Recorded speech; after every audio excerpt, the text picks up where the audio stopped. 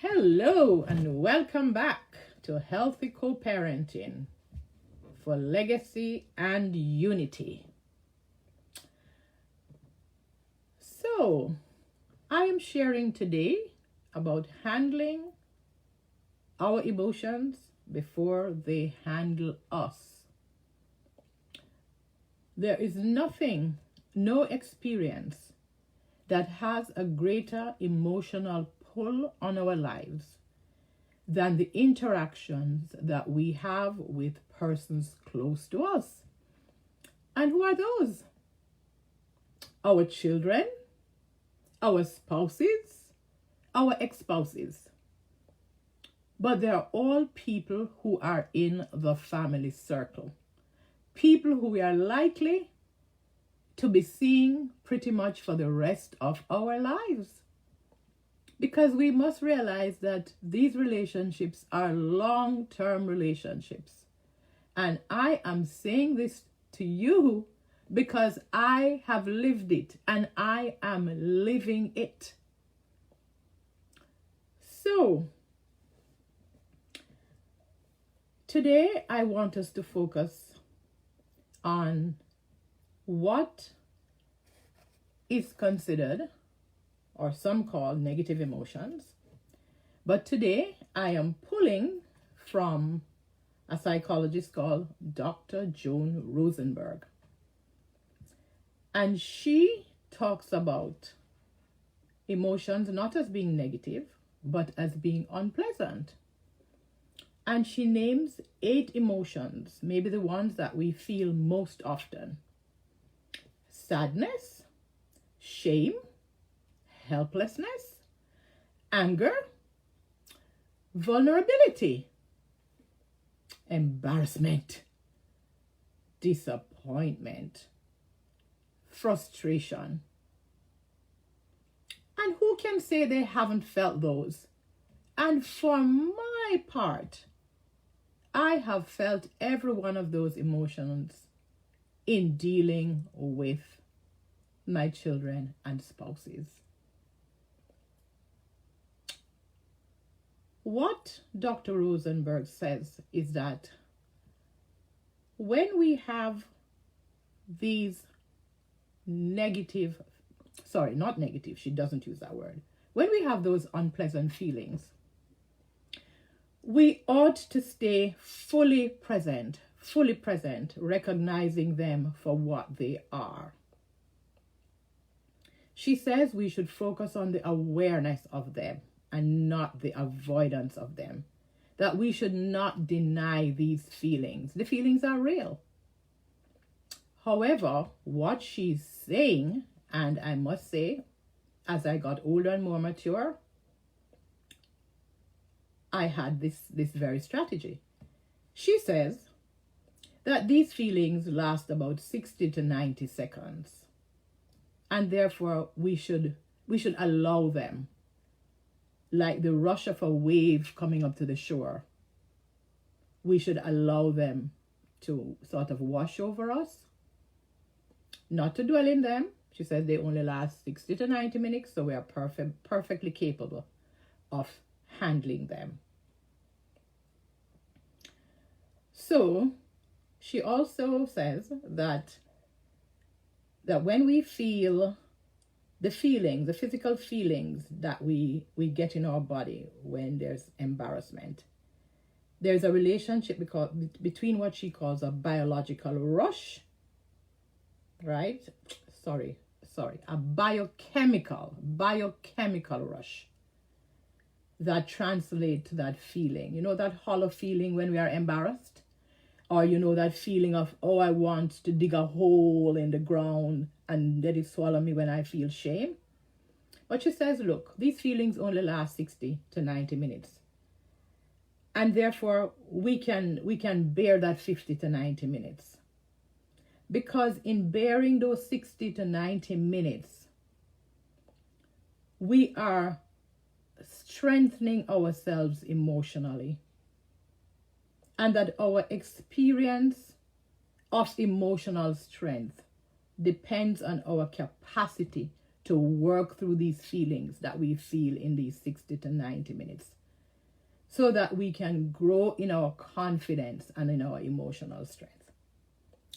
And I know that there are actually times in my life, especially when my children were young. I always say my children were my training ground for my emotional strength. So you go to school and you hear that the child did something that you just never expected. And you just wanted to sink. You wanted that ground to open up. And you feel that hollow. And you say to yourself, oh my God, what am I going to do? But what can you do?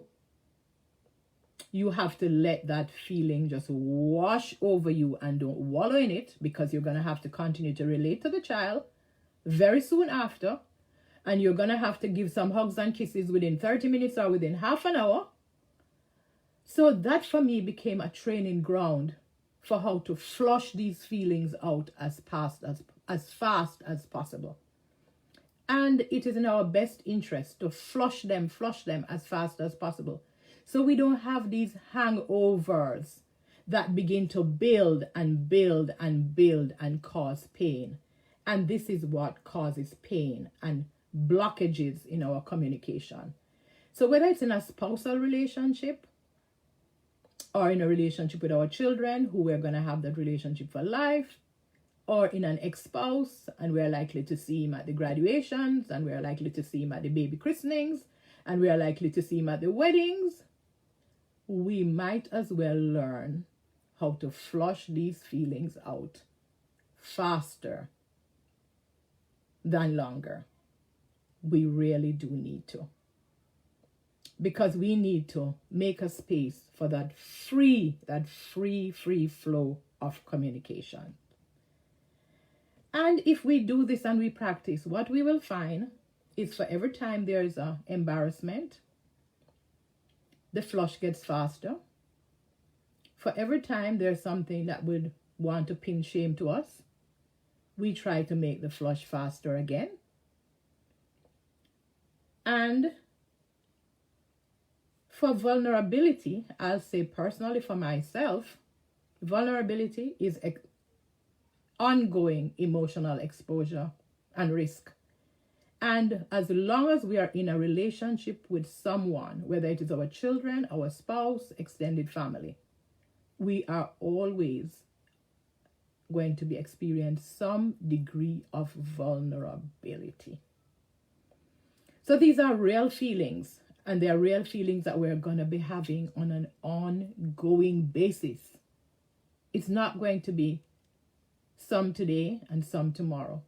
And it might be one of each for every day, or it might be 3 different ones. But the fact is, these are what she calls unpleasant feelings, and they are feelings that are real, but we have to process, and we have to do the flush, right?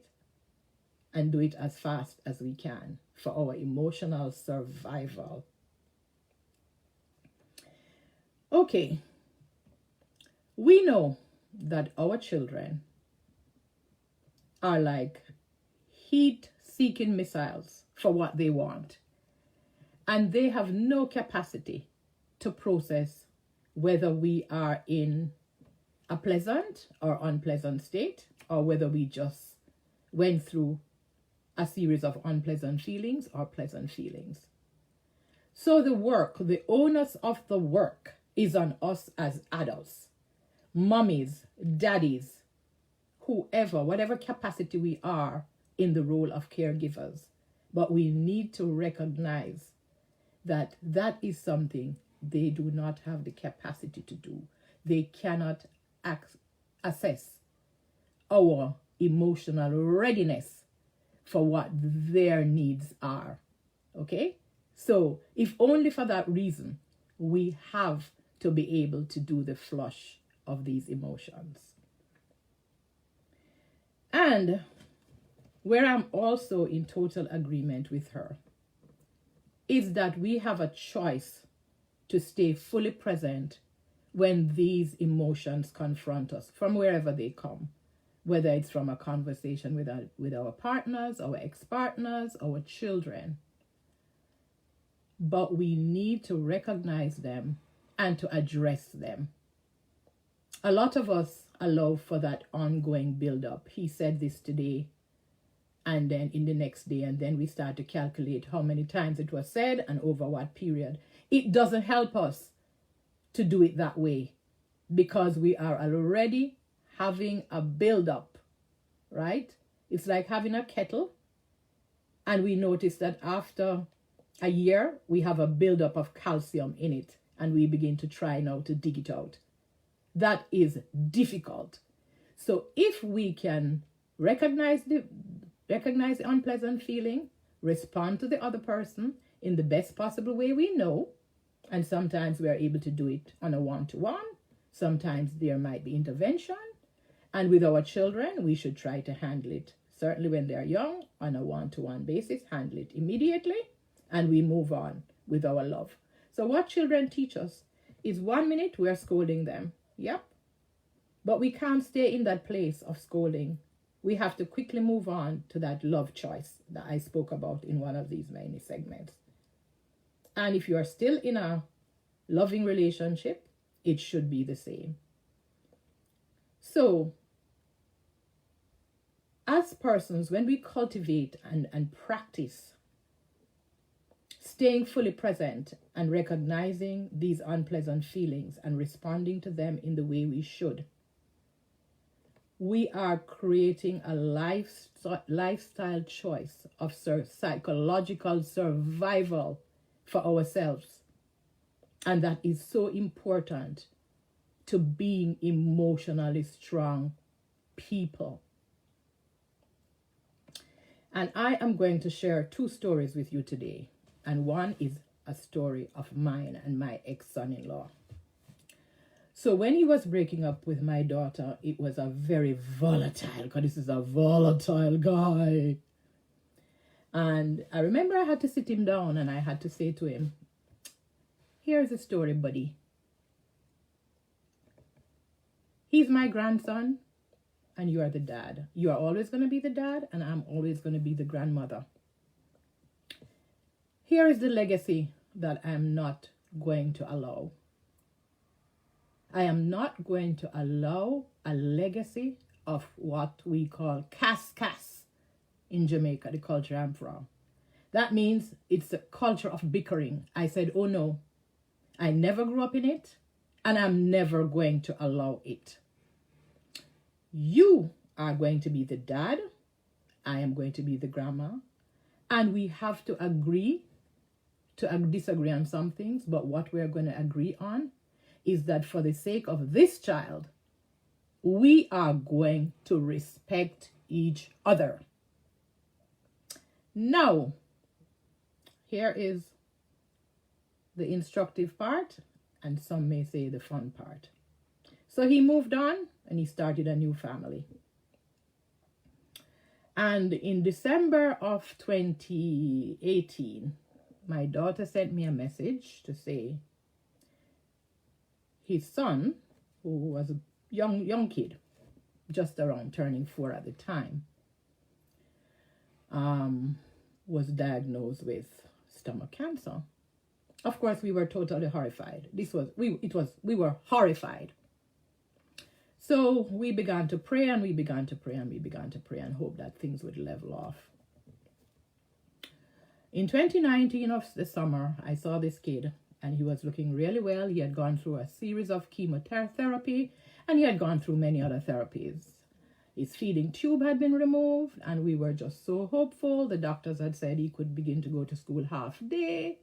And we were all just ecstatic for him and his new family. Anyway, the ending was not what we had hoped for. By 2020 summer,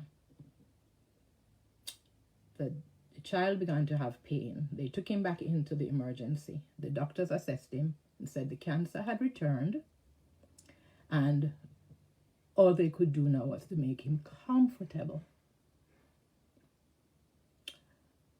As you can imagine, we were devastated, myself and my daughter, because he is the brother of my grandchild. There is no joy in anybody's pain. So the kid passed, and the first thing that my ex-son-in-law said to us was, he needs a reprieve from child support for the 2 months so that he can get some slack to bury his child. Now, based on what my daughter suffered, we could have been vindictive, put it that way. But that's not the legacy that we want, and that's not the legacy you should want. Because we are going to be seeing these people at the graduations. We went to the funeral, the memorial service. We're going to see them at the weddings. This is an ongoing relationship. And this is why legacy and unity is important. So here's what we did. I said to my daughter, yes, we are giving him the reprieve. And not only did we give him the reprieve for the 2 months, I handed them a gift, a monetary gift, a cash gift, because there is no greater pain than losing a child. But to lose an infant that had just turned 6 was unbearable to me. And I remember on my way to the memorial service, I turned and I said to my daughter, I have never in my life at any stage believed that any of the 3 of you, my children, could have passed away at 6 years old. So today, my friends, my plea to you is, let us not live in the feelings. Let us not live in the present. Let us not live in the present. Let us flush the pain as quickly as we can flush it, so we can build channels of grace, channels of compassion, channels of mercy, because none of us know which day we are going to need it. Parent for legacy and unity. Co-parent for legacy and unity. You will never regret it. See you next time.